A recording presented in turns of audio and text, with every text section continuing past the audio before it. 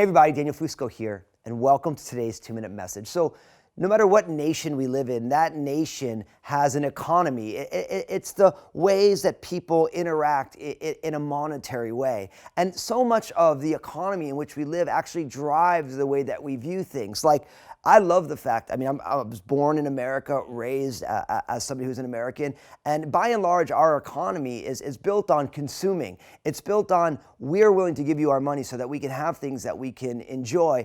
But the downside, of course, of the American economy, it's not a downside, but when you look at it, everything becomes a commodity. People become a commodity, something that you will trade in. Now, what's interesting, the reason I bring this up is that because we're so used to living this way, we have a tendency to extend those ideas of an economy over onto the things of God. And what I want to tell you is that God's kingdom functions on a completely different type of economy. Let me give you an example. If everybody is a commodity, then we have this tendency to say, I will love you if you first give me the love that I want.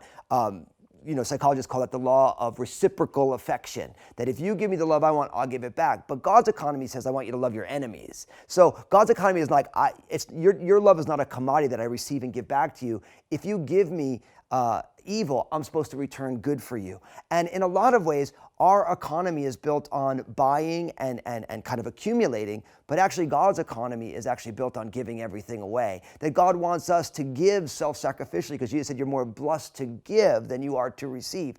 And so one of the things that we learn as we follow Jesus is that God has a whole different way of living. And unless we take intentional steps by faith to step into that, we just end up looking at everything in the economy in which our nation lives in, and we don't actually step in to God's kingdom that is run by a different economy. Now, that's what we do. First, I want you to share this message because obviously, in just a short amount of time, I just talked about a lot of things, and there's a lot of implications to it. But in the comment section, I want you to share how God is leading you to live differently within God's kingdom, in God's upside down kingdom, or we should maybe say right side up kingdom, the way that God is leading you to live that goes kind of against the grain of our culture, but you see it in the scriptures and you're saying, hey, I want to step into that. And God bless you, and let's live in God's kingdom.